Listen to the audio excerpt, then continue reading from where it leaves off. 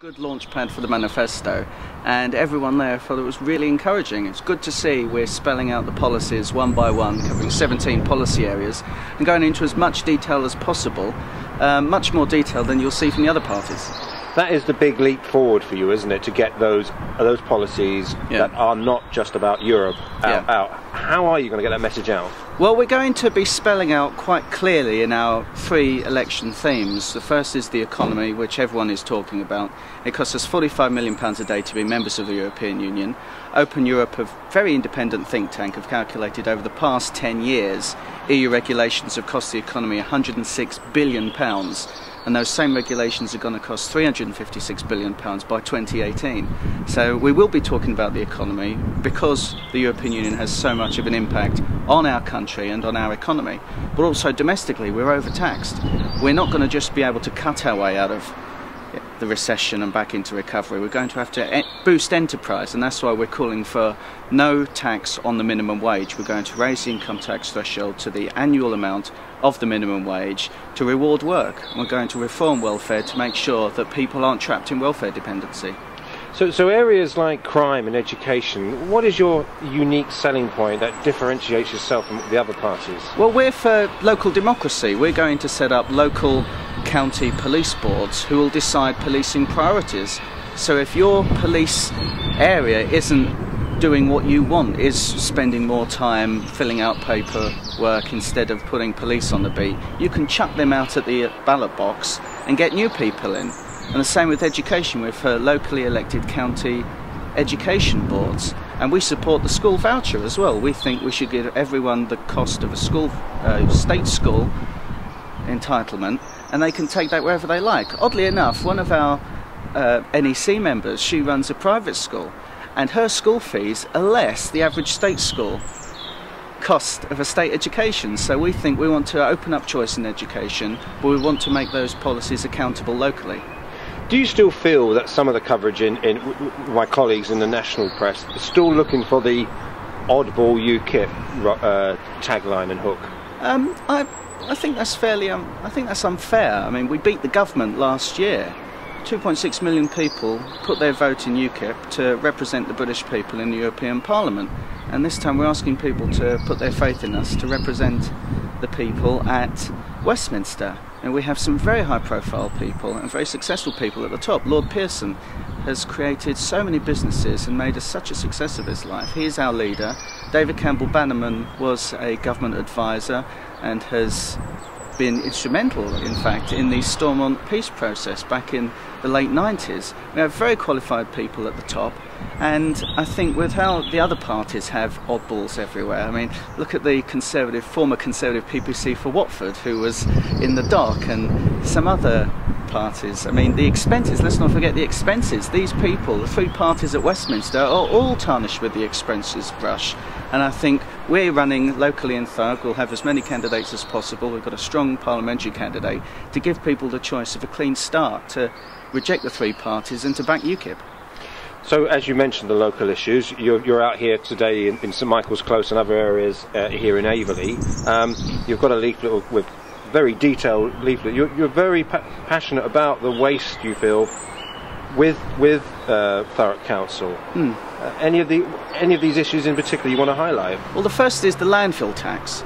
The European Union Directive on Landfill gives member states of the European Union a target to reduce landfill.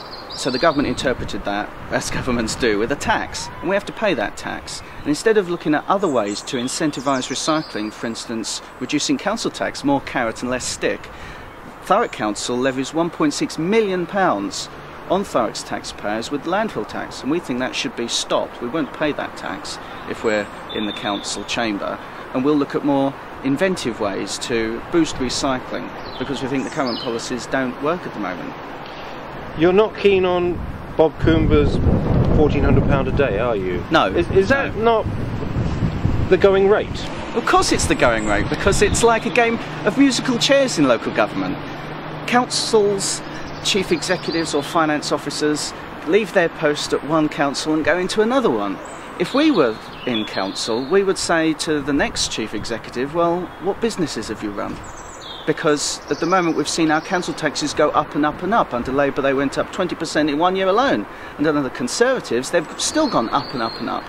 And we'll say to whoever wants to be the head of the staff of the council, because let's not forget, the elected councillors set policy, and we will tell the chief executive that they will reduce costs and find efficiency savings, and we will see whether they've got that experience in their CV.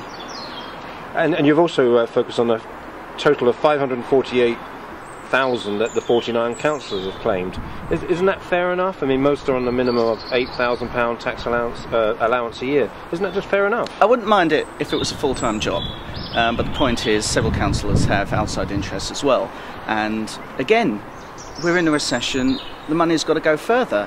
You know, if elected, I won't take the full 8,000 allowance, because I don't see it as necessary. I do this as a public service. I give up my Saturdays, I'm in the rain to go and do this, because I want to see change, not just in Aveley. You know, I'm born in Romford Road and now live in Mill Road, and I want to see some change here, and I don't do it with any financial incentive. In fact, if we do have UKIP councillors, we will call for an immediate review of councillor salaries to at least cut them in half across the board. And so, for example, 4 weeks ago when you sat amongst your colleagues in the gallery looking at the council 3-hour meeting, what were your impressions of local democracy in that particular evening? Well, you know, democracy, the leader of the council was told that the council has no confidence in him, but he still clung on.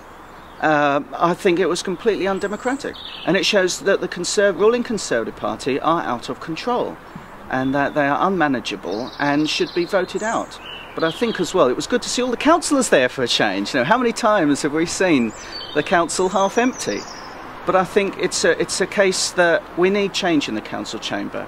You know, the Labour have governed since we became a unitary body. The Tories got in on a landslide.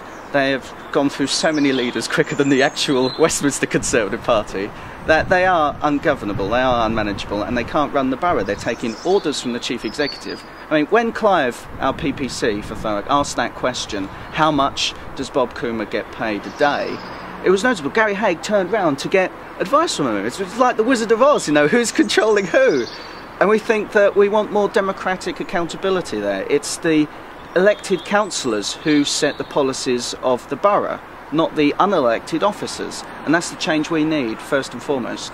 But isn't it encouraging, especially here in Aveley, where we have no idea how many candidates are going to be standing? It could be 8 or 9. Isn't it encouraging that probably in the 2010 local elections, where the highest number of candidates, isn't that a great thing for democracy? Oh yeah, and I hope that turnout reaches the points of 70-80% that we saw, you know, back in the early 90s and before that. I hope it gets the turnout up.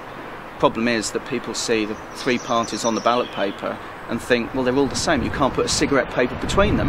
And now with UKIP running, we hope we're giving that choice, that people can actually vote for a party that is straight talking on the economy, that we will cut taxes, straight talking on immigration, that we can only get control back of our borders if we leave the EU, and straight talking on direct democracy, that we want more referenda in this country, that we want the right to initiate referenda on those issues that the politicians won't talk about, like the death penalty or like drugs and so on. So that we the people, as best line in democracy from the American Constitution, that we the people are in charge. The sovereignty rests with us.